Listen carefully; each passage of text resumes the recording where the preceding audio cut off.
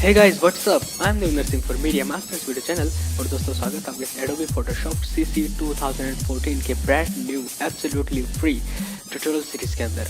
दोस्तों इस video series में हम एडोबी फोटोशॉप की बेसिक से लेकर एडवांस कॉन्सेप्ट को कवर करेंगे। तो अगर आप एडोबी फोटोशॉप यूज़र नहीं है यानी आप इसको पहली बार यूज़ कर रहे हैं तो मैं आपको डेफिनेटली रिकमेंड करूंगा कि आप ये वीडियो सीरीज जरूर देखें। इसके अलावा आप अगर एडोबी फोटोशॉप को पहले से यूज़ कर रहे हैं तो भी मैं आपको ये रिकमेंड करूंगा, क्योंकि इसमें हम जो है कुछ एडवांस कॉन्सेप्ट को भी कवर करेंगे, या फिर मान लीजिए कुछ जैसे कुछ टॉपिक आपने छोड़ दिए हैं तो भी आप इसमें वो सीख सकते हैं। तो ये आपका फर्स्ट वीडियो है, इसके अंदर मैं आपको बताऊंगा कि आखिर एडोबी फोटोशॉप है क्या। दोस्तों आपको पता ही होगा कि Adobe Photoshop image editing software है, एब्सोल्युटली आपको पता ही होगा, तभी आप यहाँ देखने आए हैं।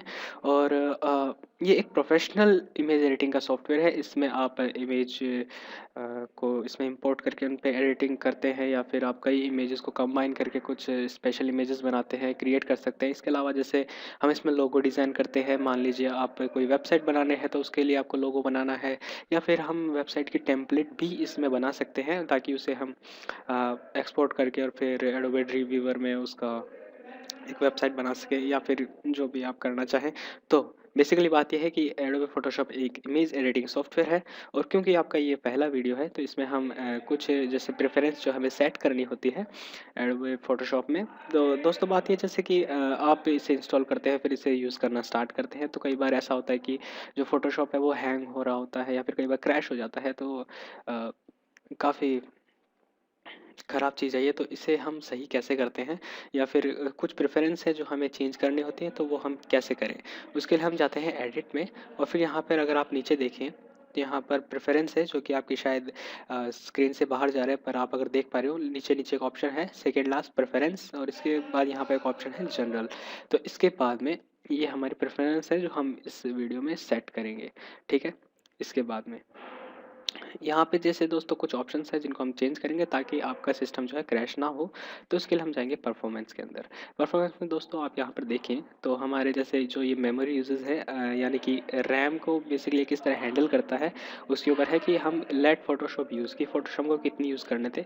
तो मेरे जो कंप्यूटर में 8 GB रैम इंस्टॉल्ड है, तो आप इसे चेंज कर सकते हैं। जैसे कि मैं इसे यूजुअली अराउंड 80% के अराउंड रखना पसंद करता हूँ, क्योंकि कंप्यूटर में काफ़ी रैम है तो ये अगर उसका 80% यूज़ करें तो ये हैंग नहीं होगा, ठीक है। सेकंड चीज़ जो है, अगर मान लीजिए आपके कंप्यूटर पर कम रैम है, मान लीजिए 1 या 2 GB है, तो मैं आपको रिकमेंड करूँगा कि आप उससे अपग्रेड करें, यानी कि एडिशनल रैम को ऐड करें। अगर आप ऐसा नहीं कर पा रहे हैं तो आप इसको जो परसेंटेज है अराउंड 60 के अराउंड कर लें, क्योंकि बाकी आपका सिस्टम ताकि हैंग ना हो। और इसके अलावा ये बाय डिफ़ॉल्ट अराउंड 70 के आसपास रहता है, इसे 80 के अराउंड मैंने कर लिया। सेकंड जो चीज़ है इधर, अगर ये आप देखिए ग्राफिक्स प्रोसेसर सेटिंग है, तो अगर जैसे फ़ोटोशॉप कई बार हैंग होता है क्योंकि आपके पास एक सपोर्टेबल जीपीयू नहीं है, तो मैं आपको रिकमेंड करूँगा कि आप एक अपने सिस्टम में जीपीयू इंस्टॉल करें। अगर नहीं है तो भी कोई बात नहीं है, ज़्यादा फ़र्क इस चीज़ से नहीं पड़ता, पर आप कई लॉट्स ऑफ कूल फीचर जो है मिस कर देंगे, ठीक है। इसके बाद दोस्तों अगर इंटरफेस में जाएँ तो आप देखेंगे कि जैसे CS5 जो था, या फिर उससे पहले वाले वर्ज़न हैं, वो इस ये जैसे डार्क थीम है, तो यहाँ पे कुछ वो वाइट वाइट कलर के थे, तो आप उससे अगर चेंज करना चाहें तो आप इस कलर थीम को चेंज कर सकते हैं। और आप देख सकते हैं पिछला वाला जो ये सिस्टम है पूरा वाइट हो चुका है, या फिर अब इसे थोड़ा ग्रेश कर दे, या फिर इस तरह से, या एकदम डार्क ब्लैक। तो जो आपको पसंद आए उस तरह से चेंज कर सकते हैं, कुछ इस तरह से। और ये है UI यूज़र इंटरफेस लैंग्वेज है, और UI फ़ॉन्ट है। मतलब कि जैसे जैसे आप किसी बड़ी स्क्रीन पे काम कर रहे हैं, मान लीजिए आपका मॉनिटर साइज़ है अराउंड 41 इंच है, तो ये जो आइकन्स आपके एकदम छोटे-छोटे अपीयर होते हैं, तो इसे अगर आप यहाँ से लार्ज में या फिर मीडियम में चेंज करें तो उसके बाद में ये उस तरह से चेंज हो जाते हैं। लेकिन हम जो है लैपटॉप में यूज़ कर रहा हूँ तो स्मॉल वर्क्स वेल, और इसको इफ़ेक्ट में आने के लिए इसे हमें फ़ोटोशॉप को रीस्टार्ट करना पड़ेगा। तो अभी के लिए प्रेस ओके। तो दोस्तों ये जो थी इंटरफेस इंट्रोडक्शन, इसमें हमने कुछ चेंजेस किए थे प्रेफरेंस में जाके, और आप इसमें और भी कुछ चेंजेस कर सकते हैं। मान लीजिए जैसे फाइल हैंडलिंग है, जैसे हाँ ये मोस्ट ऑफ फीचर है, automatically save recovery information every. तो जैसे दोस्तों कई बार जैसे हम किसी बड़े प्रोजेक्ट पे काम करते हैं तो क्या होता है कि कई बार फोटोशॉप क्रैश हो जाता है, तो इसके लिए हर ये 10 मिनट में उसकी रिकवरी इन्फॉर्मेशन सेव करता है। यानी कि आपने जो प्रोजेक्ट पे काम किया था, और मान लीजिए इसने आपके सामने एरर मैसेज आए कि Adobe Photoshop has stopped working something like that, तो उसके बाद अगली बार जब इसे ओपन करेंगे तो ये पिछले प्रोजेक्ट में की रिकवरी इन्फॉर्मेशन सेव करता है, उससे हम प्रोजेक्ट का कुछ हद तक जो सेव की हुई चीज़ें हैं वो ला सकते हैं। पर ये ऑटोमेटिकली इसे 10 मिनट से सेव करता है, तो मैं आपको रिकमेंड करूँगा कि आप इसे 5 मिनट कर लें, यानी हर 5 मिनट से ये रिकवरी इन्फॉर्मेशन सेव करें। ठीक है, तो इसके बाद हम प्रेस करेंगे ओके और हम रेडी टू गो। हम अब जो है इसके अंदर तैयार हैं हम इसके अंदर इमेज एडिट करने के लिए। तो दोस्तों ये आपका पहला वीडियो था जिसके अंदर मैंने आपको बताया इसके इंटरफेस के बारे में। अगले वीडियो में बात करेंगे। So thanks guys for watching. My name is Devendra Singh and I will see you next time. Hey what's up everyone, I am Devendra Singh for media masters video channel. और दोस्तों स्वागत है आपके पार्ट 3 वीडियो में। दोस्तों ये वीडियो है जहाँ से हम बेसिक स्टार्ट करेंगे कि हम एडोबी फोटोशॉप में इमेज एडिटिंग करें तो कैसे करें। तो सबसे पहले स्टार्ट करते हैं कि हम इसमें सबसे पहला जो क्वेश्चन आता है कि हमें इसमें इमेज एडिट करनी है, लेकिन हम इसमें इमेज इंपोर्ट कैसे करें। तो उसके लिए दोस्तों कई तरीके हैं। सबसे पहला जो तरीका है कि ये जो आपको ब्लैंक एरिया दिखाई दे रहा है, अगर इसमें हम डबल क्लिक करें तो हमारे सामने एक ओपन डायलॉग बॉक्स ओपन आता है। और इसके अंदर जो है मैं अगर आपको ठीक है ये डायलॉग बॉक्स है, इसके अंदर हम फाइल इंपोर्ट कैसे करें। तो ये दोस्तों इसको हम एक तो इसकी साइज़ को इंक्रीज़ कर सकते हैं। मान लीजिए आपको कुछ ज़्यादा फाइलें इंपोर्ट करनी हो। सेकंड चीज़ जो है ये मार्क की सिलेक्शन सपोर्ट करता है, यानी आप इस तरह से सेलेक्ट कर सकते हैं जितनी चाहे इमेज उतनी। और सेकंड जो चीज़ है आप इनको एक एक करके भी सिलेक्ट कर सकते हैं। मान लीजिए हम ये एयरक्राफ्ट 1 सेलेक्ट किया, फिर ये भी सिलेक्ट करना है तो हम या तो कंट्रोल की प्रेस करेंगे, अगर आप मैक पे हैं तो कमांड की प्रेस करते इस पर क्लिक करेंगे तो ये मल्टीपल फाइल सेलेक्ट करता है। इसके अलावा एक और तरीका, जैसे मैंने इस फाइल को सेलेक्ट करा और मुझे अब यहाँ से लेके यहाँ तक सारी सेलेक्ट करनी है, तो मैं यहाँ पर शिफ्ट की दबाए देखते हुए क्लिक करूँ तो ये टोटल को सेलेक्ट कर लेता है। और फिर मैं अगर क्लिक करूँ ओपन पे तो ये सारी चीज़ जो फाइलें हैं मेरी इसके अंदर इम्पोर्ट हो जाती है। ठीक है, जैसे कि आप देख सकते हैं इस तरह से। तो ये जो फाइलें हैं यहाँ पे आपको दिखाई दे रहे होंगे। अगर हम यहाँ पे जैसे अगर आपके पास कुछ ज़्यादा फाइलें हैं तो ये डबल एरो आपको दिखाई देगा और इस तरह से फाइलों के नाम है, आप उन फाइलों पे जा सकते हैं। ठीक है, और सेकंड जो चीज़ है, अब जैसे वो डबल क्लिक करने वाला जो सिस्टम था जो ब्लैंक एरिया में, वो अब यहाँ पे काम नहीं करेगा क्योंकि काम नहीं करता वो। तो इसके लिए हम क्या कर सकते हैं, या तो हम फाइल पे जाके और इस ओपन के ऊपर क्लिक कर सकते हैं और सेम डायलॉग बॉक्स आपके सामने अपीयर हो जाएगा, या फिर कीबोर्ड शॉर्टकट कंट्रोल ओ इसके बाद में। और इसके अलावा एक और तरीका है, आप इसके अंदर ब्राउजिंग ब्रिज कर सकते हैं। तो ये ब्रिज जो है एडोबे का ही एक अलग से सॉफ्टवेयर है, ये थोड़ा एडवांस है, इसके लिए मैं अलग से ट्यूटोरियल डाल दूंगा। इससे में भी आप ब्राउज कर सकते हैं, पर इसमें का ये फ़ायदा है जैसे आपको इसके सामने जैसे प्रीव्यू पैनल है, इसका मेटा डेटा है, कीवर्ड्स है और इन्फॉर्मेशन है। इसमें आप मतलब फाइल अरेंजमेंट जो है विंडो एक्सप्लोरर की बजाय इसके अंदर जो फाइल अरेंजमेंट जो है बहुत सही है। और अगर आप देखें तो यहाँ पे सिर्फ है, अगर मैं इसका व्यू चेंज करता हूँ, मान लीजिए लार्ज आइकॉन्स कुछ ऐसे, तो इससे ब्रिज के अंदर इनको अरेंज करना बहुत ज़्यादा आसान है। आप इनका प्रीव्यू देख सकते हैं कुछ इस तरह से। और इंपोर्ट करना हम सिंपली राइट क्लिक करेंगे और open with Adobe Photoshop CC और इस तरह से इमेज आ जाती है। अब इन सबको क्लोज करना है तो मैं क्या कर सकता हूँ, किसी भी एक के ऊपर क्लिक करूँगा, राइट क्लिक और फिर क्लोज ऑल, तो ये सारी इमेजेस जो है क्लोज हो जाएंगी और मैं इस तरह से इम्पोर्ट कर सकता हूँ। एक चीज़ जो आपको मैं बेसिक शॉर्टकट बता दूं, जैसे इस इमेज को मुझे एडिट करना है तो मुझे इसे बार बार जूम इन जूम आउट करना होता है। तो मैं इसके लिए या तो प्रेस कर सकता हूं कंट्रोल और फिर स्पेस बार। कंट्रोल और स्पेस बार दबाने से मैं आप अगर देखें मेरे माउस को तो ये कुछ इस तरह से मैग्नीफायर में चेंज हो गया, और अगर मैं क्लिक करता हूँ तो इस तरह से ये जूम होता है। और अगर मुझे जूम आउट करना है तो मैं ऑल्ट और स्पेस बार हाँ विंडो 8 कुछ इस तरह से। तो ये चीज़ मुझे पसंद नहीं है क्योंकि आप देख सकते हैं किस तरह की साउंड बना रहा था ये। तो मैं इस पर सिंपली क्लिक कर सकता हूँ। और एक जो तरीका जो मैं पर्सनली यूज़ करता हूँ वो है कि अगर आप अपने कीबोर्ड पे ऑल्ट की को दबाए रखें और फिर इसके बाद अगर आप स्क्रॉल इन स्क्रॉल आउट करें तो आप देख सकते हैं हम उसी जगह से स्क्रॉल कर सकते हैं। जैसे मुझे इस टायर को जूम करना है तो मैं यहाँ से करूँगा, अगर मुझे इस वाले को करना है तो यहाँ पर मैं स्क्रॉल करूँगा। तो ये वाला जो तरीका है मैं खुद यूज़ करता हूँ। और सिंपली अगर मैं ऑल्ट की से हटा दूँ हाथ और उसके बाद में स्क्रॉल करूँ तो आप देख सकते हैं ऊपर नीचे स्क्रॉल हो रहा है। और अगर मैं शिफ्ट की दबाए रखूँ उसके साथ तो ये लार्ज अमाउंट में उसको स्क्रॉल करता है, मतलब अभी धीरे धीरे, और मैंने शिफ्ट की दबाई तो जल्दी से।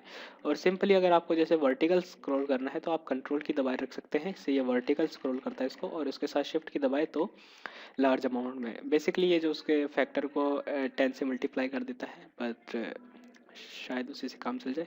और zoom in zoom out same, अगर आप शिफ्ट की दबाए रखें तो जल्दी जल्दी जूम इन जूम आउट और धीरे धीरे के लिए सिर्फ ऑल्ट की, कंट्रोल की से वर्टिकल, और कुछ भी ना दबाए तो हॉरिजॉन्टल। ठीक है, और इसके अलावा एक जो कीबोर्ड शॉर्टकट मैं यूज़ करता हूँ, यानी अगर मुझे इसे स्क्रीन तक फिट करना है तो या तो मेरे पास एक तरीका है मैं इसको ऐसे जूम आउट करूँ, ठीक है, या फिर इस तरह से कुछ, या फिर एक तरीका है कि मैं विंडोज़ पे जाके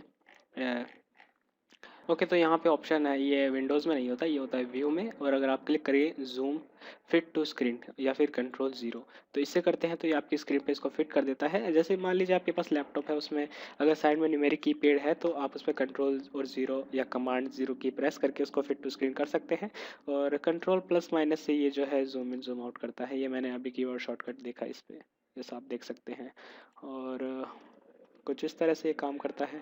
बेसिक एडिटिंग की बात कर रहे थे तो चलिए इसे क्लोज करते हैं, और जो इस इमेज के ऊपर मैं आपको बताता हूँ कि इस तरह से आप बेसिक एडिटिंग कर सकते हैं। तो बेसिक एडिटिंग का मतलब है जैसे जो हम कलर करेक्शन करते हैं, या फिर उसमें कुछ कॉन्ट्रास्ट एडिटिंग है, या फिर वो जो है, तो जैसे अभी आप अगर इस इमेज को देखें, बाय द वे ये इमेज जो है मेरे कॉलेज की है, तो अगर आप देखें इस इमेज में जो आपको ग्रीनिश कलर जो है कुछ ज़्यादा ही दिखाई दे रहा है, तो इस ग्रीनिश कलर को हम कई तरीक़ों से हटा सकते हैं। जैसे हम कलर इस कर्व की मदद से भी इसको हटा सकते हैं, पर ये थोड़ा एडवांस कॉन्सेप्ट है। पर उसके अगर आपको बेसिक एडिटिंग की बात करें तो हम जाएंगे इमेजेस में, और यहाँ पर आप देखें तो आपके सामने 3 ऑप्शन हैं। एक है ऑटो टोन का, एक ऑटो कॉन्ट्रास्ट, और एक ऑटो कलर। तो अभी आप अगर देखें तो इसमें ग्रीन कलर ज़्यादा है। जैसे मैं इस पर क्लिक करता हूँ तो आप देखेंगे कि ये जो ग्रीन कलर है वो इसमें से काफ़ी रिमूव हो गया, और पर इसमें दिक्कत है कि अभी थोड़ा जो ये वॉयलेट कलर टाइप से जो टोन है इस पे आ चुकी है। तो जैसे आपको जो आदत होगी कंट्रोल जेड दबाने की, तो मैं चाहता हूँ आप उसे भूल जाएं, यानी कंट्रोल जेड ना दबाएं इसमें। उसके अलावा जो हम इस हिस्ट्री टूल को यूज़ करते हैं, हिस्ट्री टूल को यूज़ करने के लिए अब मैं आपको रिकमेंड करूँगा पहले तो इसको स्क्रैच कर ले ऑल द वे डाउन। ठीक है, अगर अगर आपके पास ये ऑप्शन नहीं है हिस्ट्री वाला, तो आप विंडोज़ पे जाके यहाँ पे ऑप्शन है हिस्ट्री का, इस पर क्लिक कर सकते हैं।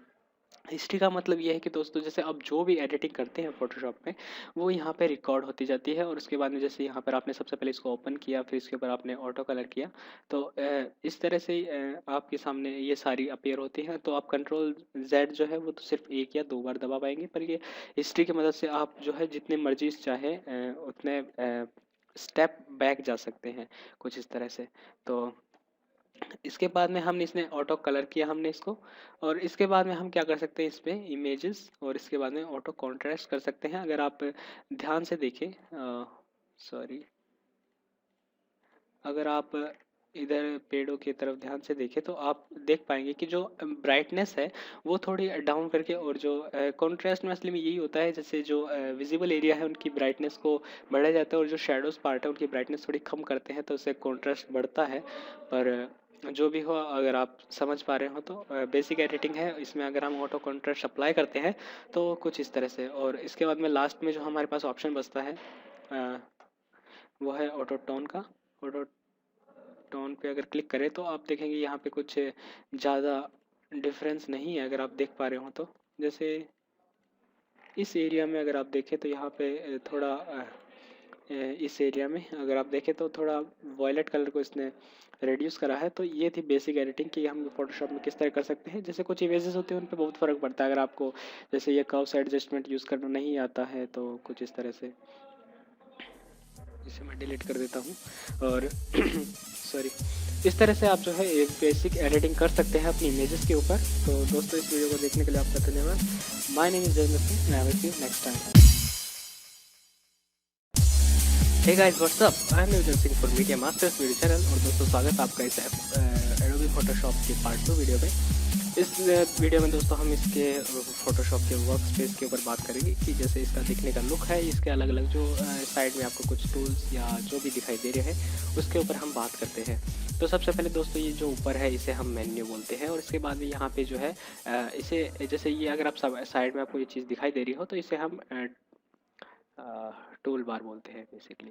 और हर एक टूल के अकॉर्डिंग यहाँ पे ऊपर जो है उनके अकॉर्डिंग ऑप्शंस रहते हैं। जैसे ये क्रॉप टूल है तो इसके लिए यहाँ पे ऑप्शन है, ये सबसे पहला सिलेक्शन टूल है या मूव टूल है, इसके लिए हाँ इसको हम उसके ऑप्शन यहाँ पे हमको दिखाई देते हैं। ठीक है, ये जैसे पेन टूल है उसके ऑप्शन है कुछ इस तरह से। और इस साइड में है यहाँ पे कुछ है, जैसे ये कलर है, स्विचेस है। कलर बेसिकली काम आता है, जैसे हमारे पास बाय डिफ़ॉल्ट यहाँ पे 2 कलर होते हैं, एक ये फोरग्राउंड कलर है और ये बैकग्राउंड कलर है। तो इस फोरग्राउंड कलर को चेंज करना है तो मैं यहाँ से चेंज करूँगा। तो आप देख सकते हैं ये भी इसके साथ में चेंज हो रहा है, ठीक है, लाइव अपडेट। और इसके अलावा इसका जैसे मुझे बैकग्राउंड कलर चेंज करना है तो मैं इसके ऊपर क्लिक करूँगा और फिर इसे मैं चेंज कर सकता हूँ अपनी मर्जी के अकॉर्डिंग। और मैं डायरेक्टली सिंपली क्लिक करके भी इन चीज़ को चेंज कर सकता हूँ लाइक दिस। और कुछ इस तरह से ये काम करता है, ठीक है। और सेकेंड जो है यहाँ पे है, यहाँ पे ये है एडजस्टमेंट एंड स्टाइल्स। इनके बारे में हम अगले वीडियो में बात करेंगे थोड़ी डेप्थ में जाके। इधर लेयर चैनल पाथ्स है, तो हमें जो ज़रूरत ज़्यादा काम करते हैं हम लेयर्स में काम करते हैं। एडजस्टमेंट है, उसके हम जैसे कुछ एडजस्टमेंट अप्लाई करने होते हैं। जैसे अगर हम यहाँ पर देखिए एडजस्टमेंट, तो यहाँ पर सेम मेन्यू इनके बराबर ही आपको इनके जैसा सेम मेन्यू यहाँ पर अपीयर होगा। और यहाँ पे कुछ टूल्स है, जैसे कि ये पैराग्राफ है, ये कैरेक्टर टूल है, और ये वाला प्रॉपर्टीज़ है, और ये हिस्ट्री है। यहाँ पे जैसे कुछ टूल है तो आप जैसे उनको हटाना है तो आप सिंपली उन पर राइट क्लिक करें तो यहाँ पे क्लोज का ऑप्शन है, आप उन्हें क्लोज कर सकते हैं। और अगर आपने ये एक्सीडेंटली क्लोज करा है तो आप विंडोज़ पे जाके उसको वापस ला सकते हैं। जैसे वो कौन सा टूल था, पैराग्राफ स्टाइल, ठीक है, तो इसे क्लोज कर सकते हैं। और सेकंड चीज़ तो ये सारी चीज़ें हैं जो है फुली कस्टमाइजेबल है, यानी आप इन्हें कहीं भी मूव कर सकते हैं। जैसे कि ये जो हिस्ट्री टूल है इसे मैं कहीं पे भी मूव कर सकता हूँ। पर जैसे अगर मुझे इसमें दोबारा से इसे कंबाइन करना तो मैं यहाँ पे ले जाऊँगा, और मुझे जैसे इसको यहाँ पे करना है तब इसे कॉर्नर पे ले जाके छोड़ दूँगा, कुछ इस तरह से। तो फुली कस्टमाइजेबल है, ये इसका वर्क स्पेस था। और इसके अलावा जो आप इसके वर्क स्पेस को चेंज कर सकते हैं, जैसे यहाँ पर अगर आप देखें तो कुछ पहले से प्री डिफाइंड वर्क स्पेस है। जैसे कि अगर मैं जाऊँ पेंटिंग पे तो यहाँ पे जैसे ब्रशेस प्रीसेट्स आ जाती है या उस तरह से। और जैसे ये जो भी है टाइपोग्राफी है, इसमें टाइपिंग के लिए आ जाते हैं, जैसे कैरेक्टर है, पैराग्राफ है, इधर पैराग्राफ स्टाइल्स, कैरेक्टर स्टाइल। तो सिर्फ आपको टाइपिंग का काम करना था उसके लिए, और जो बाय डिफ़ॉल्ट है वो एसेंशियल है। और मान लीजिए दोस्तों जैसे आप कुछ इसमें चेंजेस कर देते हैं, जैसे मान लीजिए इसे यहाँ ले आया, मैं इसे यहाँ ले आया और इसे यहाँ, और इसके बाद में आप चाहते हैं कि ये मैंने गलती से करा है और मैं इसे रीसेट करना चाहता हूँ, तो इसे रीसेट करने में काफ़ी टाइम लग जाएगा नहीं। तो इसके लिए एक आप शॉर्टकट भी यूज़ कर सकते हैं कुछ इस तरह से। तो हम इसमें काम नहीं कर पाएंगे, और हम एक को एडजस्ट कैसे करें, तो उसके लिए हम जाएंगे windows, work space and then reset essential. जैसे इस पर क्लिक करेंगे सब कुछ रीसेट हो जाता है and you are ready to go. This is ये था आपका वीडियो जिसमें मैंने आपको इसके वर्क स्पेस के बारे में बताया किस तरह हम इसके साथ काम कर सकते हैं। नेक्स्ट वीडियो में हम जो है बेसिक स्टार्ट करेंगे एडोबी फोटोशॉप के, कि कैसे हम इसके अंदर इमेज इंपोर्ट करें और उनके ऊपर बेसिक एडिटिंग अप्लाई करें। So guys, thank you for watching. I am Devendra Singh and I will see you next time. Hey, what's up? I am Devendra Singh for media masters video channel. और दोस्तों स्वागत है आपका इस एडोबी फोटोशॉप की ट्यूटोरियल सीरीज के अंदर। दोस्तों इस वीडियो में हम जो है बेसिक सिलेक्शन पर बात करेंगे कि हम सिलेक्शन को क्यों यूज़ करते हैं और कैसे यूज़ करते हैं, तो उसके बारे में हम बात करेंगे इस वीडियो के अंदर। तो इसके लिए मैं है सबसे पहले एक न्यू डॉक्यूमेंट क्रिएट करता हूँ या न्यू फाइल। तो मैं जाऊँगा फाइल एंड देन न्यू या कंट्रोल एन। इसके बाद इस न्यू इमेज डायलॉग बॉक्स के बारे में मैं आपको कुछ बता दूं। सबसे पहले नेम, कि जिस नाम से ये डॉक्यूमेंट सेम होगा तो उसका नाम मैं देता हूँ सैम्पल। इसके बाद हमारे पास कुछ क्या बोलते हैं इसे, प्रीसेट्स, सॉरी फॉर दैट। ये प्रीसेट्स है हमारे पास कुछ क्लिपबोर्ड, यानी जैसे मैंने कोई इमेज कॉपी करी है, जैसे फॉर एग्जांपल मैं खोलता हूँ MS पेंट और इसमें मैं जैसे कुछ बनाता हूँ साइज़, और इसके बाद में मैं इस इमेज को सेलेक्ट करूँ, मान लीजिए इसके सेलेक्ट करता हूँ इतने पार्ट को, और फिर मैं इसे कॉपी करता हूँ Ctrl+C, ठीक है। और फिर मैं इसमें जैसे नया डॉक्यूमेंट क्रिएट करता हूँ, नो सेव, मैं Ctrl+V से इतने पार्ट को पेस्ट कर सकता हूँ। यानी मैंने इसका जो इतना पार्ट है मैंने सेलेक्ट कर रखा है। तो न्यू डायलॉग बॉक्स से इस क्लिपबोर्ड में, यानी मैंने जो कॉपी कर रखा है उसकी ही विड्थ और हाइट के अकॉर्डिंग ये डायलॉग बॉक्स मेरे सामने आता है, ठीक है। सेकेंड है डिफ़ॉल्ट फोटोशॉप साइज़, यानी कि जो डिफ़ॉल्ट फोटोशॉप की जो इमेजेस हैं उनकी साइज़ के हिसाब से आप उनकी इमेज साइज़ देख सकते हैं। इसके अलावा उसकी विड्थ है 7 इंचेस। अगर इसका पैरामीटर आपको चेंज करना है तो आप इसे पिक्सल में भी चेंज कर सकते हैं। थर्ड जो है वो US पेपर या फिर इंटरनेशनल पेपर एंड फोटो, जो ये 3 पेपर हैं। ये जैसे आप किसी मैगज़ीन में काम करते हैं या फिर आप जैसे एज अ स्टूडेंट आपको कोई प्रेजेंटेशन बनानी है या समथिंग लाइक दैट, तो आप इन्हें यूज़ कर सकते हैं। जो मैं यूज़ करता हूँ वो है इंटरनेशनल पेपर। इसके अंदर कई मेरे पास साइज़ है, जैसे A4, A6, A5। तो हम जो A4 जो हमारा मतलब आइडियल पेपर है उसके हम कुछ प्रिंट आउट निकलवाना होता है तो हम वो बनाते हैं। तो उसकी ये साइज़ है, यानी 2480 पिक्सल बाई 35 1.08। इसके बाद में यहाँ पे और कुछ है, जैसे वेब है, mobile and video, film and video, जैसे कि 720p एंड 1080p उसके हिसाब से।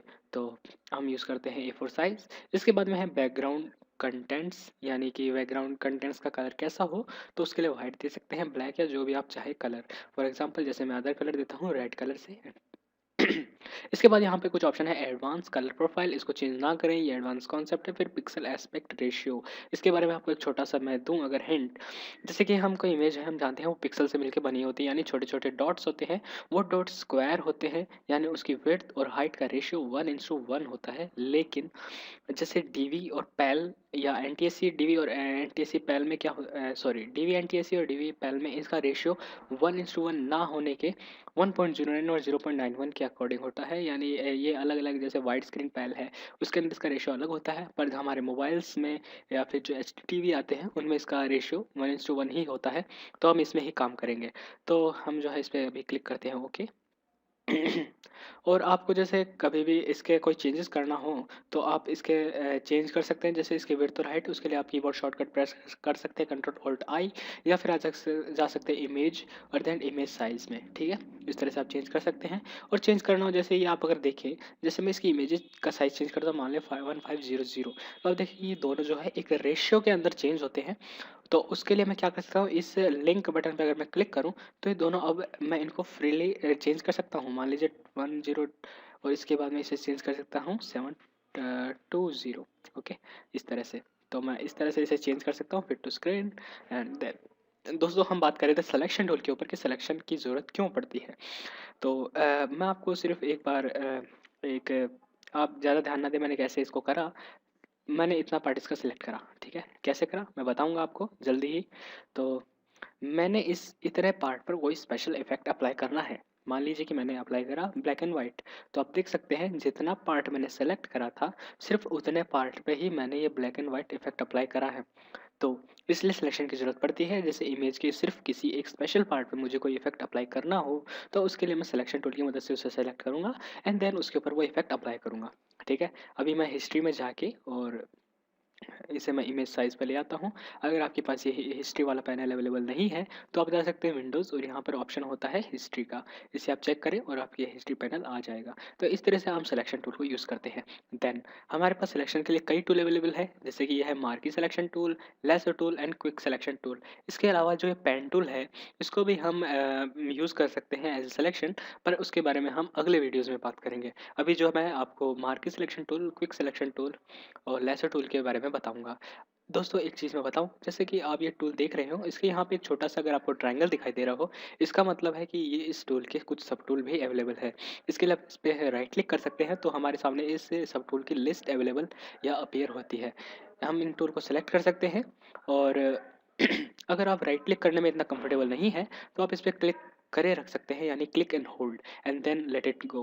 तो उसके बाद में आपके सामने ये कुछ ऑप्शन आते हैं, जैसे इसके बारे में है और कुछ इसके हैं। तो मोस्टली हम मैजिक वेन टूल यूज़ करते हैं, मैजिक वेन टूल ये ज़्यादा काम आता है। तो स्टार्ट करते हैं सबसे पहले इस टूल से। तो ये टूल बेसिकली है ट्रायंगल के रूप में सेलेक्ट करने के काम में आता है। जैसे कि मैं क्लिक करके ड्रैग करता हूँ तो मैं एक ट्रायंगल बना सकता हूँ, पर अगर मेरे को एक परफेक्ट स्क्वायर बनाना हो तो इसके लिए मैं एक शिफ्ट की प्रेस करूँगा तो ये एक परफेक्ट स्क्वायर क्रिएट करता है। यानी कि सिर्फ ट्रायंगल, तो इस तरह से शिफ्ट की दबाई तो परफेक्ट स्क्वायर। देन अब अगर मैं कहीं और पे क्लिक करता हूँ तो क्या मेरा सिलेक्शन गायब हो गया, लेकिन मुझे ये नहीं चाहिए। मुझे इस सिलेक्शन में कुछ और पार्ट ऐड करना है, तो मैं वो कैसे करूँ? उसके लिए मैं इस 4 ऑप्शन आपको यहाँ पे दिखाई दे रहे हो, यानी इस टूल के ऑप्शन से इस सेकंड वाले पे जाता हूँ, यानी इसका मतलब है ऐड टू सिलेक्शन। अगर आप वहाँ पे देखें तो लिखा हुआ भी आ रहा है। तो मैं अगर ऐड टू सिलेक्शन पे इसको ड्रैग करता हूँ तो आप देखेंगे कि मैंने इस सिलेक्शन को भी ऐड कर दिया। मुझे इतना पार्ट सेलेक्ट ऐड करना है, ये भी करना है एंड ये भी करना है एंड ये भी करना है। तो मैंने इतना पार्ट इसमें सिलेक्शन में ऐड कर दिया। तो इसमें टिपिकल मैं ज्योमेट्री है वो एडजस्ट कर सकता हूँ, इस तरह से मैं ऐड कर सकता हूँ। बट मान लीजिए मुझे ये इतना पार्ट ऐड नहीं करना है, इतना पार्ट ऐड नहीं करना, इसे मुझे सब्ट्रैक्ट करना है फ्रॉम सिलेक्शन। तो वो मैं कैसे करूँ? उसके लिए मैं इस थर्ड वाले पे जाऊँगा और फिर मैं इसमें सिंपली एक शेप क्रिएट करता हूँ और मुझे ये पार्ट इसे रिमूव करना है। तो आप देख सकते हैं इस तरह से मैं इसमें रिमूव कर सकता हूँ, ठीक है। सॉरी। इसके बाद में चौथा जो ऑप्शन है वो है intersect from selection, intersect with selection, sorry. तो इसका क्या मतलब है कि मुझे इस इमेज का इतना पार्ट चाहिए, कुछ एक्स्ट्रा ऐड नहीं करना, बस इतना पार्ट चाहिए और बाकी का रिमूव हो जाए। जैसे मैं ये क्रिएट करता हूँ, अब अगर मैं इसे छोड़ूँ तो आप देखेंगे कि सिर्फ उतना पार्ट सेलेक्ट हुआ है, बाकी का जाने दिया। अगर मैं कंट्रोल जेड दबा के अंडू करूँ और उसके बाद मैं दोबारा आपको एग्जांपल दूँ, तो आप देखेंगे सिर्फ इसका इनर पार्ट रहेगा, बाकी चला जाएगा। कुछ एक्स्ट्रा ऐड नहीं हुआ, पहले से जो था उसके अंदर वाला मैंने पार्ट इतना ऐड करा, जैसे कि इतना। ठीक है, तो ये था। अब मान लीजिए हम कुछ सेलेक्ट करते हैं और उसके बाद में हमें पूरा डीसेलेक्ट करना है, तो वो हम कैसे करें? उसके लिए मैं सिंपली जा सकता हूँ सेलेक्ट एंड देन डीसेलेक्ट, या फिर keyboard shortcut control D. Sorry, आज मेरी थोड़ी तबीयत खराब है, तो चलिए आगे चलते हैं। इसके बाद में बात करते हैं लेसो टूल की। तो दोस्तों ये जो ऑप्शंस है ये हर टूल के लिए सेम काम करते हैं। लेसो टूल में हमें करना क्या होता है, हमें क्लिक करेंगे तो कुछ नहीं होगा, क्लिक करके होल्ड करना है और इसे ड्रैग करना है। तो इससे हम कुछ एक स्पेशल जियोमेट्री क्रिएट कर सकते हैं इस तरह से। ठीक है, और फिर वही सेम ऑप्शन, सॉरी फ्रेंड्स मैं आपको बताना भूल गया, इसके अंदर अ, आगे और एलिप्टिकल मार्के टूल भी है। इसकी मदद से हम सर्कल क्रिएट कर सकते हैं। ये इलिप्टिकल है, अगर मैं शिफ्ट की दबाऊं तो परफेक्ट सर्कल क्रिएट करता है इस तरह से। उप्स, इस तरह से। ठीक है, और इस तरह से मैं सर्कल क्रिएट कर सकता हूँ। इस पर मैंने ब्लैक एंड वाइट किया, तो आप देख सकते हैं कुछ। अ, इस लेयर को डिलीट कर देता हूँ। ओके, उसके बारे में मैं आपको बाद में बता दूंगा, तो आप ज़्यादा स्ट्रेस ना दें अपने दिमाग पर, क्योंकि ये सेहत के लिए बहुत ही खतरनाक है। तो बात करते हैं, इसके बाद में कुछ और टूल है, सिंगल मार्के टूल है। इससे हम सिंपली एक लाइन सेलेक्ट करते हैं, जिसके जो भी हो। इसके बाद में बात करते हैं हम लेसर टूल पे। इसको अगर हम रीसेट कर दें, एक चीज़ और कि इन टूल में आपस में अगर आपको स्विच करना है तो आप इसके लिए कीबोर्ड शॉर्टकट भी प्रेस कर सकते हैं। फॉर एग्जांपल मेरे को मार्क सिलेक्शन टूल में जाना है तो मैं एम प्रेस करूंगा, लेसर टूल में जाना है तो मैं एल प्रेस करूंगा। इसके बाद में इसका जैसे मैंने आपको बताया, क्लिक करने से कुछ नहीं होगा, क्लिक करके ड्रैग करने से हम एक स्पेशल ज्योमेट्री क्रिएट कर सकते हैं। ऐड टू सिलेक्शन कुछ इस तरह से, एंड देन सब्ट्रैक्ट करना है तो इस तरह से। एक और चीज़ मैं आपको बताऊं कि जैसे मैं इस मान लीजिए फर्स्ट वाले पे हूँ, सिर्फ सिलेक्शन टूल के ऊपर, और मुझे सिर्फ टेम्पररी टाइम के लिए यानी फॉर कुछ सेकंड्स मुझे इस ऐड टू सिलेक्शन टूल में जाना है, पर मैं माउस को यहाँ तक लेके जाऊँ और यहाँ तक लेके जाऊँ तो इसमें टाइम लगता है, तो वो मुझे नहीं करना, जबकि मेरा एक दूसरा हाथ फ्री है। तो मैं शिफ्ट की अगर प्रेस करूं तो आप देख सकते हैं कि मैंने जो इस टूल के बीच में मैं टॉगल कर पा रहा हूं। मैं जैसे शिफ्ट की दबाता हूं तो माउस का पॉइंटर भी चेंज होता है, इसके अलावा यहाँ पे ये टॉगल करता है। ठीक है, तो मैं शिफ्ट की दबाता हूं तो मैं जैसे मैं उसको दबाए रख रहा हूँ तब तक इसमें है, जैसे मैंने उसको छोड़ा शिफ्ट की को तो ये उसमें चला गया। इसी तरह मुझे इस सब्ट्रैक्ट फ्रॉम सिलेक्शन में जाना है तो मैं ऑल्ट की प्रेस करूंगा, तो आप देख सकते हैं ये इसमें चेंज हो गया, तो मैं इस तरह से इसको रिमूव कर सकता हूँ। देन मेरा काम पूरा, तो मैंने छोड़ दी ऑल्ट की इस तरह से। और मुझे डीसेलेक्ट करना है तो मैं जाऊँगा सिलेक्शन एंड देन डीसेलेक्ट। इसके बाद में लेसर टूल में एक अगला आता है पॉलीगॉन लेसर टूल। ये एक थोड़ा डिफरेंट तरीके से काम करता है। इसके लिए आपको करना है क्लिक, क्लिक करने से एक पॉइंट क्रिएट करता है और आप देखेंगे ये एक लाइन सी है। तो मुझे अब करना क्या है, मैं जैसे किसी और जगह क्लिक करता हूँ, मान लीजिए यहाँ, तो मैंने वो पार्ट क्लिक करके एक लाइन क्रिएट कर ली। तो इस तरह से मैं जहाँ भी क्लिक करता हूँ ये एक पॉइंट क्रिएट करता है, इससे मैं एक टिपिकल ज्योमेट्री जो है या शेप है वो क्रिएट कर सकता हूँ। और अब मुझे मान लीजिए इसको क्लोज करना है, तो मैं इसके लिए जाऊँगा इसकी ओरिजिन पॉइंट पे जहाँ से मैंने इसको स्टार्ट करा था। जैसे मैं वहाँ लेके जाता हूँ तो आप देखेंगे इसका माउस पॉइंटर के नीचे एक ज़ीरो या लूप जैसा कोई सिंबल आ जाता है। मैं सिंपली उस पर क्लिक करूँगा, क्लिक, तो आप देखेंगे वो जो पार्ट है ये इसने सेलेक्ट कर लिया और लूप बंद हो चुका है।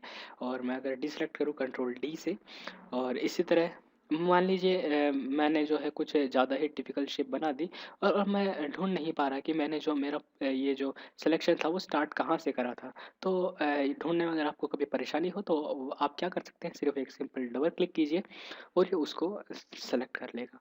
सिमिलरली आगे इन ऑप्शन को यूज़ करने का तरीका, ऐड टू सिलेक्शन, मुझे ये पार्ट ऐड करना है भाई, तो इस तरह से सिलेक्ट करा, हो गया। मुझे सब्ट्रैक्ट करना है, मुझे ये चीज़ पसंद नहीं, तो मैं सिंपली इस तरह से इसको डिसेलेक्ट कर लूँगा। एंड देन लास्ट वाला इंटरसेक्ट विद सिलेक्शन, देन मुझे ये वाला पार्ट चाहिए, बाकी का मुझे पसंद नहीं, तो इस तरह से। ओके, इसके बाद में क्विक सिलेक्शन टूल।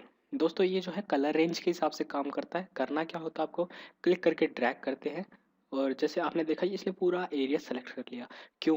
क्योंकि ये पूरा एरिया रेड है और ये कलर रेंज के हिसाब से सेट करता है। और सिमिलरली इसमें दो ऑप्शन है, पहला अगर क्लिक करते हो तो सबको डिसेलेक्ट, इससे सेव होता जाता है। इसमें intersect with selection tool available नहीं है, क्योंकि आप जानते हैं हम इसमें एक एरिया सेलेक्ट करते हैं और उसको इंटरसेक्ट करते हैं, जबकि जो क्विक सिलेक्शन टूल है ये कलर रेंज के हिसाब से काम करता है। यानी कि जैसे मैंने ये वाला सेलेक्ट करा और इस वाले एरिया को ऐड करें तो इंटरसेक्ट वाला ऑप्शन इसमें आएगा नहीं। ठीक है, अगला वाला जो है मैजिक विंड टूल, इस एग्जांपल में आपको समझा नहीं पाऊंगा, इसके लिए मैंने एक इमेज इंपोर्ट करता हूँ इसमें। मैं यहाँ पे मैंने ये एक इमेज इंपोर्ट करी है। ये जो मैजिक विंड टूल है सिमिलर लगभग क्विक सिलेक्शन टूल के बराबर जैसा ही है, पर इसमें कुछ एडवांस फीचर्स भी हैं। मैं आपको बताता हूँ किस तरह से काम करता है। तो मान लीजिए मुझे ये सॉरी, ये ग्रीन वाला पार्ट सेलेक्ट करना है। ठीक है, तो मैं कैसे सेलेक्ट करूँ? सिंपली मैं मैजिक विंड टूल लेके अगर इस पर क्लिक करूँ तो आप देखेंगे इसने ये इतना पार्ट इसका अपने आप पूरा सेलेक्ट कर लिया। मैजिक विंड टूल भी कलर रेंज के हिसाब से काम करता है, यानी इसने एक, मैंने ग्रीन पे क्लिक करा तो जहाँ जहाँ इसे ग्रीन दिखाई दिया वहाँ पर इसे सेलेक्ट कर लिया। पर दोस्तों ध्यान दीजिए कि जैसे जैसे अगर मैं जूम करूँ इसे, तो ये जब ग्रीन से ब्लैक में जाता है तो बीच में कुछ पार्ट रह जाता है, यानी इसकी एक शार्प एज नहीं है। कलर धीरे धीरे चेंज होता है। तो उस चीज़ को ये रीड किस तरह करता है, वो इस टॉलरेंस की मदद से करता है। यानी आपको अगर मैं सही से समझाऊं तो जैसे मैं इसके हाथ पे जाता हूं, आप देखेंगे यहाँ पे प्योर वाइट है, यहाँ पे थोड़ा ऑरेंज कलर से और जाते जाते दूसरे में, तो मैं यहाँ पे क्लिक करता हूँ, इसने इतना वाइट एरिया सेलेक्ट करा, पर मुझे ज़्यादा एरिया सेलेक्ट करना है। तो मैं सिंपली अगर इस टॉलरेंस पे क्लिक करूँ तो आप देखेंगे माउस पॉइंटर मेरा चेंज हो गया। रेंज जो है सैम्पलिंग कलर, मैं इसे अगर इधर करता हूँ तो ये बढ़ता है, इधर घटता है। मैं इसे मान लीजिए 96 के अराउंड करता हूँ। ठीक है, और मैं अब अगर क्लिक करूँ तो आप देखेंगे इसने बहुत बड़ा एरिया सेलेक्ट कर लिया। जैसे आप देख सकते हैं ये इधर वाला, ये कलर रेंज इसे ही बोलते हैं। मतलब टॉलरेंस आप जितना ज़्यादा करेंगे ये उतना ही पार्ट छोड़ता जाएगा। तो जैसे मैं टॉलरेंस को ये जो है इसको अराउंड आप 10 के अराउंड रखेंगे। और मतलब डिपेंड करता है आपकी इमेज किस तरह से है, यानी उनके कलर में डिफरेंस कितना ज़्यादा है, तो उस तरह से काम करता है ये। और सिमिलरली मुझे अगर ये पार्ट सेलेक्ट करना है तो इस तरह। अब जैसे अब एक चीज़ मैं आपको बताऊं कि इन सिलेक्शन टूल को आपस में कंबाइन करके आप कैसे यूज़ करते हैं। अब जैसे मैं अगर जैसे मुझको ये पार्ट सेलेक्ट करना है, ठीक है, मैंने इसका टॉलरेंस थोड़ा सा बढ़ा दिया, ये वाला सेलेक्ट करा। अब मैं इसको पार्ट को सेलेक्ट कैसे करूँ, तो मैं सिंपली लेसो टूल पे जाके और इस बार sorry lasso tool, L, yes lasso tool, इसमें मेरे को ये वाला पार्ट ऐड करना है। तो मैं सिंपली इसको ऐसा सेलेक्ट कर लूँगा, तो ये पार्ट ऐड करने के लिए मुझे ज़्यादा इसमें मैजिक विंड टूल की मदद से, मैजिक विंड टूल के लिए डब्ल्यू, ज़्यादा इसमें दिमाग लगाने की ज़रूरत नहीं है, ज़्यादा क्लिक करने की ज़रूरत नहीं है। और इस तरह से जैसे मुझको ये सेलेक्ट करना है मैं सिंपली क्लिक करूँगा, और जैसे मुझे ये इनर पार्ट ऐड करना है तो मैं एल प्रेस करके सिंपली इसमें से यहाँ पे इसको ड्रैग कर लूँगा कुछ इस तरह से। तो इस तरह से हम सिलेक्शन टूल को आपस में यूज़ कर पाते हैं कुछ इस तरह से। और आपको जैसे ये इमेज इधर इधर मूव करनी है तो आप स्क्रॉल से करेंगे तो अप एंड डाउन, अगर आप साथ में कंट्रोल की दबाते हैं तो वर्टिकल। ठीक है, लेकिन इस इमेज को अगर मूव करनी है तो आप इस हैंड टूल की मदद से इसको मूव कर सकते हैं। या फिर जैसे इस टूल को चेंज करना काफ़ी मेहनत का काम है तो आप क्या कर सकते हैं, सिर्फ स्पेस की दबाई और ये इस तरह से चेंज हो जाता है और आप इसे कहीं भी मूव कर सकते हैं। और फिर फिट टू स्क्रीन कंट्रोल 0। तो दोस्तों ये था वीडियो कि आप किस तरह से सिलेक्शन टूल की मदद से इमेज के कुछ पार्ट सेलेक्ट कर सकते हैं और सिमिलरली उन पर कुछ इफेक्ट अप्लाई करने हो, मान लीजिए ब्लैक एंड वाइट, तो आप वो इफेक्ट अप्लाई कर पाएंगे। ये area already black and white है तो आप ज़्यादा फर्क आपको दिखाई नहीं दे रहा होगा, पर अगर आप देख पा रहे हो तो दोस्तों ये था वीडियो कि किस तरह हम सिलेक्शन टूल को यूज़ करते हैं, इनकी ज़रूरत क्यों पड़ती है। तो इस वीडियो को देखने के लिए आपका धन्यवाद। आई am Devendra Singh and I will see you next time. Hey, what's up? I'm Navneet Singh for Media Master channel, और दोस्तों स्वागत है आपका इस Adobe Photoshop CC 2014 के basic to advance video tutorial के अंदर। तो दोस्तों इस वीडियो में मैं आपको बताऊंगा कि किस तरह हम इसमें ब्रश टूल को यूज़ कर सकते हैं, उसकी मदद से हम क्या कर सकते हैं। तो स्टार्ट करते हैं। सबसे पहले मैं इसके अंदर प्रेस करूँगा Ctrl+N ताकि मैं एक नई इमेज तैयार कर सकूँ। इसके बाद में इसका कोई भी नाम रखते हैं, फॉर एग्ज़ाम्पल ओके। और चलिए इसका जो इस तरह से नहीं करके इसका जो कलर है वाइट कलर रखते हैं और इसका नाम WX, क्या फ़र्क पड़ता है। ठीक है, इसके बाद में ब्रश के लिए जो कीबोर्ड शॉर्टकट है वो है B। आप ब्रश यूज़ कर सकते हैं। सॉरी, मैं अगर ब्रश को चेंज करूं इस तरह से कुछ, तो अगर आप ज़्यादा ध्यान ना दें। इसके बाद में इसका कलर जो है ब्रश का वो चेंज कैसे करता हूँ मैं, इनकी मदद से इनको यहाँ से चेंज कर सकता हूँ। मैं यहाँ नहीं करना, सिंपली आप इसके ऊपर क्लिक कर सकते हैं और मैं अगर इस एरिया से मैं कोई भी कलर चूज़ कर सकता हूँ, जैसे कि